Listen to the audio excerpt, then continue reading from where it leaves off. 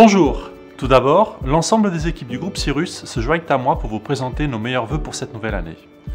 Alors que le mois de novembre était placé sous le signe des prises de bénéfices suite à l'émergence du variant Omicron, les investisseurs ont rapidement fait fi de cette mauvaise nouvelle en entraînant les marchés vers leur plus haut, notamment le MSCI Monde qui a bondi de 4,7%. Nous terminons ainsi l'année 2021 avec des performances satisfaisantes malgré quelques disparités.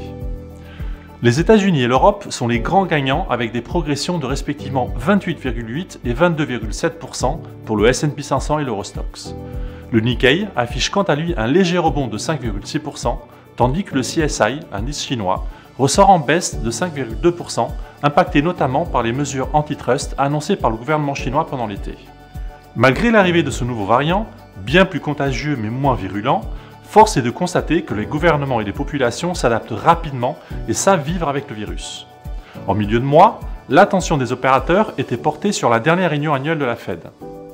Contrairement à son habitude, l'institution monétaire a adopté un ton plus faucon en annonçant la fin de son quantitative easing à la mi-mars, 3 hausses de taux en 2022 et 3 nouvelles hausses en 2023. Pour autant, les marchés obligataires ont peu réagi à ces nouvelles, les taux restant relativement stables aussi bien à 2 ans qu'à 10 ans, laissant supposer que les investisseurs attendaient une réponse de l'autorité monétaire face aux mauvais chiffres d'inflation récents. La bonne tenue des marchés actions et obligataires, malgré ce changement de ton, semble être due aux commentaires de Jérôme Powell lors de son audition devant le Congrès fin novembre. Sur le front macroéconomique, la tendance est restée globalement la même en décembre par rapport au mois précédent. L'économie américaine reste portée par une demande privée forte et par le dynamisme de l'investissement des entreprises, comme en témoignent les indicateurs avancés qui ressortent sur des niveaux soutenus.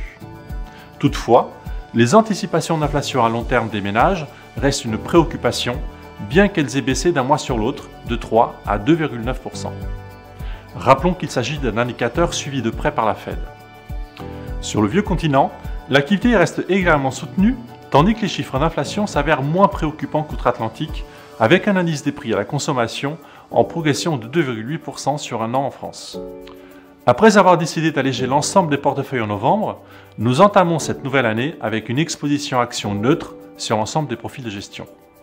Dans un contexte qui devrait rester favorable aux actions, nous attendons de voir dans quelle mesure les entreprises seront impactées par les tensions inflationnistes et n'hésiteront pas à renforcer l'ensemble des portefeuilles sur des corrections de marché.